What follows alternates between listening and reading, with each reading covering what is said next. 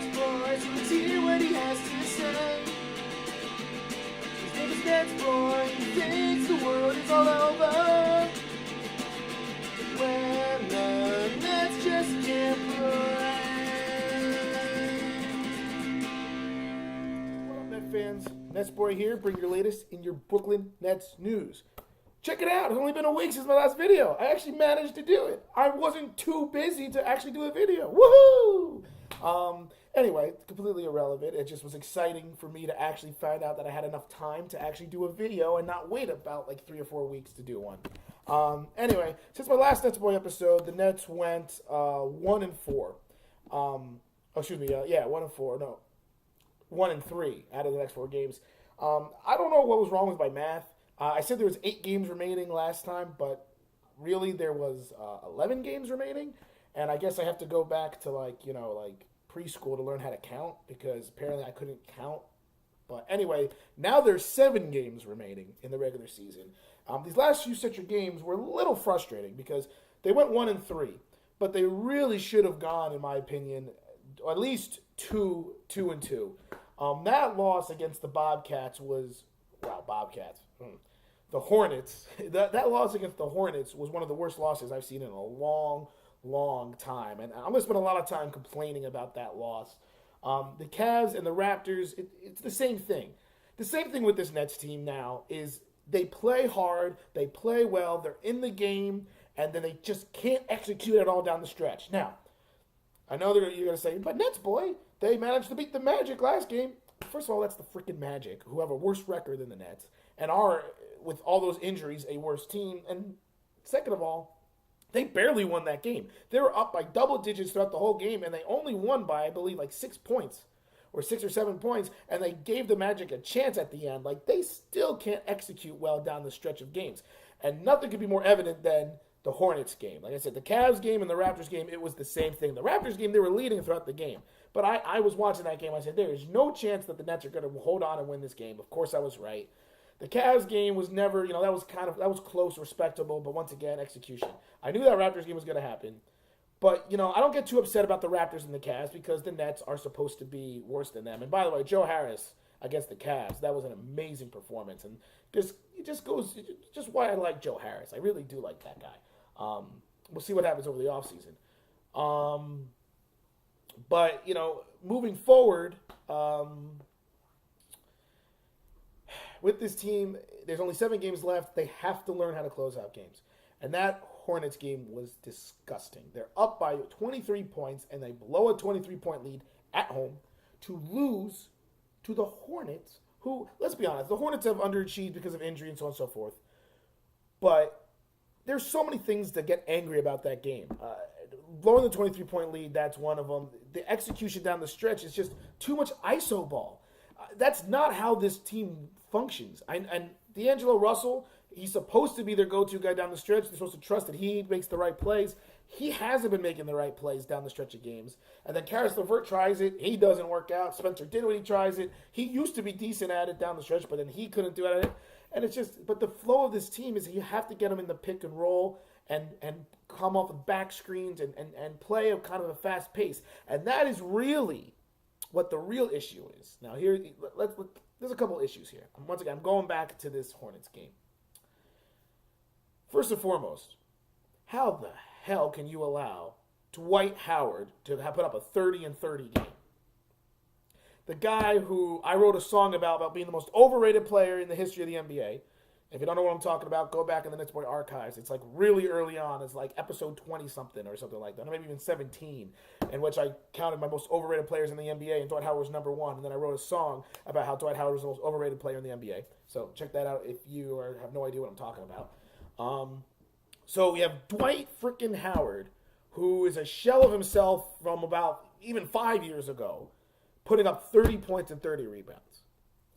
To me, that's unbelievable. And it's not just, okay, Dwight Howard was dominating. It was, what was Kenny Atkinson doing to prevent that from happening?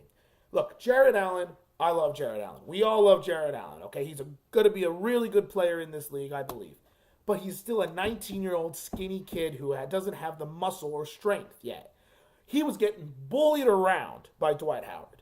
And it's okay. I would never expect Jared Allen to hold his own against Dwight Howard. But why the hell is the other option, oh, well, Jared Allen can't deal with it. Let's throw Dante Cunningham in on him. Maybe Dante Cunningham can stop Dwight Howard. Or Quincy Acey can stop Dwight Howard. What kind of coaching is that? You need to put a big, strong body on Dwight Howard when he's dominating like that. And, okay, I'm harping on it. Where's Jahlil freaking Okafor? This is the perfect game to put this guy on. Jahlil Okafor played solid defense against Joel Embiid because he was able to body him up and get physical. Look, Jahlil Okafor by no means is an elite defender, and I'm not saying that. But he's a big body and stronger than Jared Allen, Dante Cunningham for sure, and Quincy Acey. Hell, even go to Mozgov. Do we forget that he's still on the team? Look, if you're going to play to win, like Atkinson clearly is, because he's not playing the young guys, something else I harped on last video. I said, let's call up these G League guys and play them. By the way, that did happen, but they still haven't played yet. Whitehead, Webb, and Milton Doyle have all been called up because the G League is over, but they're still not playing. So if you're not going to play the young guys, and you're going to play the win, why don't you utilize the guys that you have? Why is Jahlil Okafor riding on the freaking bench when he is a big body who could have bodied up Dwight Howard and stopped him from putting up 30 and 30? And that is why they lost that game. Look, I've been a pro Atkinson guy for all year, but that is the things that I don't understand. I get it. He doesn't quite fit the free flow of the offense, but you have to adjust in the middle of the game if you want to win. And if you have a guy who's dominating the game on the boards. Now, I guess maybe Kenny Atkinson's philosophy was, we're up by 20 points, so I'll let him score his 30 and 30 and put up 30 points and 30 rebounds, and who cares? We'll still win the game. So maybe that was his philosophy. But when the Hornets started to make that comeback, why the hell he did not put in Mozgov or Jahlil Okafor baffles me. Like, I don't get that. I really don't get that. It's a terrible coaching. Maybe somebody who's watching this can explain to me something that I'm clearly missing, because to me, it was all about big body. Jared Allen could not contain Dwight Howard. He's not strong enough. And your other options is Dante Cunningham and Quincy Acey. Are you kidding me? So that game, in my opinion, that loss, as much as it was the Nets couldn't execute down the stretch, I put that on Atkinson, Kenny Atkinson. Because I don't get why, and I still don't get why Okafor's not playing. I don't get it. This guy is a first-round draft pick, a top 3 pick just 2 years ago, and you have him on your bench, and he's rotting away, and we've seen the potential he has. He doesn't fit our offense. Who cares? You're not going anywhere right now. This season is over. Why are you not playing this guy? See what you can do. See what he can do. Maybe he's developed a skill set that you haven't noticed yet. Maybe he can knock down the mid-range jump shot. Maybe he hasn't done that in practice. Clearly there's something else going on, in my opinion. There's something that we don't see. Maybe he's not playing well in practice. Maybe he's having an attitude problem. I don't know, because that's my only explanation. Because how you can have a talent like Jahlil Okafor rotting away on your bench when your team's not making the playoffs, you're already eliminated, you have nothing else to play for other than just developing players. So why is he not playing? Until we see Dante freaking Cunningham as the backup center. It doesn't make sense. It doesn't make sense at all. So that loss, it was terrible, and I'm blaming Kenny Atkinson on that because you got Jahlil Okafor rotting away on the bench, and I would even like to see Mozgov in that situation. If either of those two guys played and bodied up Dwight Howard, I firmly believe the Nets would have won that game because it would have slowed Howard down. Sure, he had a great game. He was going to still probably put up 20-20. Okay, whatever. But he was not going to go 30-30 if you bodied him up and had a better, stronger guy guarding him. Because that's how you stop Dwight Howard. You stop him by putting strength with strength and put big bodies on him. I mean, it just was unbelievable, that game. And it's still unbelievable that still, yet again, still no Jahlil Okafor. And like I said, Whitehead, Milton Doyle, and Webb, they all got called up, but they didn't see the light of day against the Magic. Okay, look, Kenny Atkinson wants to win games. I get it, but I still think that you have to play these young guys. You have 7 games left. You're not making the playoffs. You're not even going to be close to making the playoffs. You have nothing to play for. Okay, tanking doesn't help you. I get it. So you want to win as many games as possible. But at the same time, you've got to see what you have. Isaiah Whitehead averaged 22 points a game in the G League, led the Long Island Nets in scoring. He's got to play. He put up back-to-back games of 40 or more points, a 52-point performance and a 41-point performance. How is he not able to crack the rotation on a team that's losing, that's going nowhere? Like I've said this before, I love DeMarre Carroll. I think he's earned a lot of respect in the league. I think he's done a great job as a veteran leader. But I would bench DeMarre Carroll and say, listen, DeMarre, thank you so much. Get ready for next season. Right now, you're still on the team. Don't tell me you're going to trade him. I would trade him. But rest up. I'm going to take you out of the rotation, see what these young guys can do. Because I know who you are. You're a great player. And I know you're prideful and you want to be out there. But I need to see what I got from Milton Doyle. Milton Doyle as well, who's averaged 20 points a game. I want to see what I got from him. I want to see what I got from Whitehead. And do the same thing with, you know what? If you're not going to play Jahlil Okafor, stop playing Dante Cunningham and play then Webb. Because he's somebody who can play that position. You know what I mean? Stop playing the veterans now that you know who they are. Play these young guys. See what you have. I still think they should play Okafor as well to see what they have there. But stop with this nonsense. And look, Dante Cunningham's played fine. I don't have that much of a problem with Dante Cunningham. But he is not the future of this Nets team. And every time he checks in, I just put my hands up. I say, Dante freaking Cunningham, are you kidding me? Yes, he's a solid player. He makes some nice plays. He can knock down the three. He's a good, hard-nosed player. I like him. I think he's a fine rotational player. But under the circumstances, I'm not getting why he's playing ahead of Jahlil Okafor. I don't get why he's playing ahead of Webb. I don't get why he's playing really at all. And same thing, like DeMarre Carroll. I love DeMarre Carroll. He's done a great job. Why is he still playing? Why is he still playing? Because Atkinson wants his team to win. I get it. You want to win games. But now it's about developing. What are you doing, Kenny? He's really getting on my nerves. I really wish he could be standing right next to me so he can tell me what he is doing. Because right now, I have no idea. And I'm just saying, no, I do know what he's doing. He's trying to win. And he's trying to put the best players out there to win, which is okay. I like that. I want the Nets to win too. But I also want to, as a long-term fan, I've been a fan for 15 years. I would like to stay being a fan, so I want to invest in my team, and I would like to see what this Nets team has moving forward. And right now, Dante Cunningham and DeMarre Carroll, to me, is not the future. So why are they continuously to get minutes? So it's very frustrating. That being said, once again, I get it. You want to win, but I just really blame that Hornets loss on Kenny Atkinson. I don't get that one. Anyway, that's my rant about the Nets not being able to finish games and not playing certain players. They need to start executing players. And once again, that's I actually got a little sidetracked, but that was my point that I was trying to make. The Nets are a free float offense, and they play well when they move fast. And when they have the lead, they don't close out games well because they don't have a good half-court set. I don't know if you noticed this. The Nets' half-court set is a little shaky.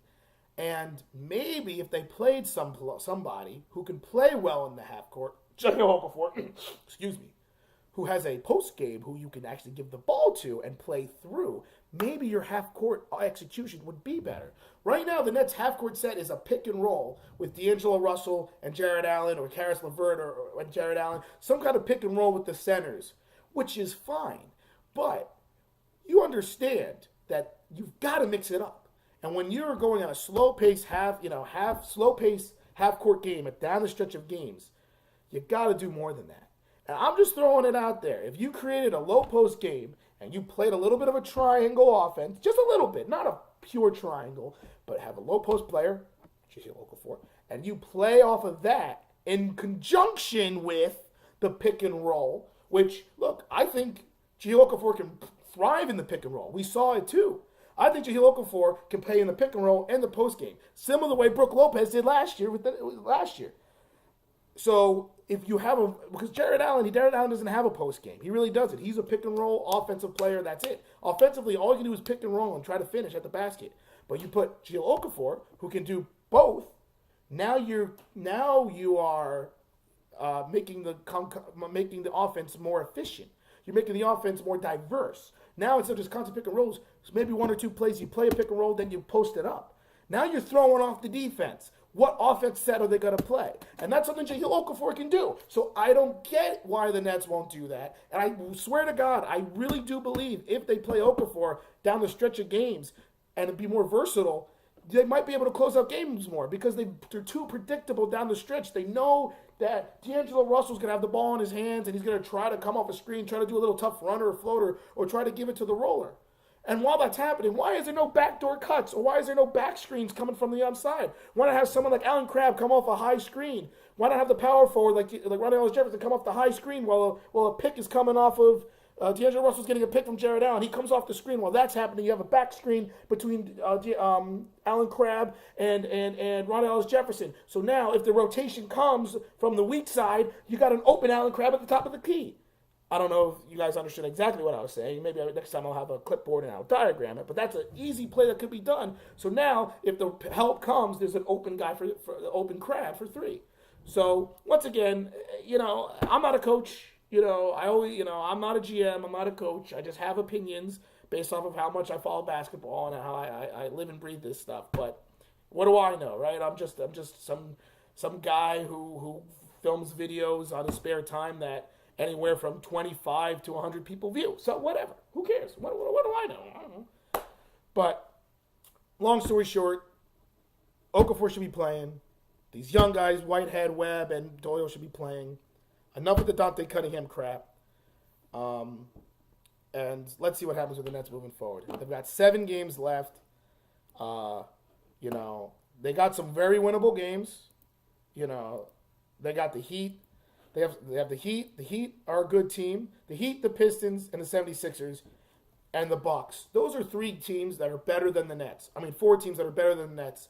But 4 teams that I personally think if everything clicks with the Nets and they do what they're supposed to do, they can win and beat those teams. Then they have the Bulls twice, and then they end the season against the Celtics. Look, 7 games. I do believe this team could go 3-4 the last 7. But I will take 2 wins. That's all I'm asking for, Nets. 26 total because they're at 24. I will take 2 wins the last 7 games. If you give me 2 wins, I'll be happy with how the season ends. And I'll be happy if they play Okafor and the other young guys. So, let's see. We'll see what happens moving forward. I do believe this will probably be the last NetsBoy before the end of the season wrap up, unless something else happens. So you probably won't see another NetsBoy for a couple weeks, so maybe 2 to 3 weeks. But who knows? Maybe I'll have a time to plug in maybe one more before the last stretch, 3 or 4 games. We'll see moving forward. But either way, I was pretty pleased I was able to get this episode in. A lot of venting. But you guys let me know what you guys think. If you agree with me what I'm saying about what's going on with this team. Until then, this is NetsBoy calming down and signing off.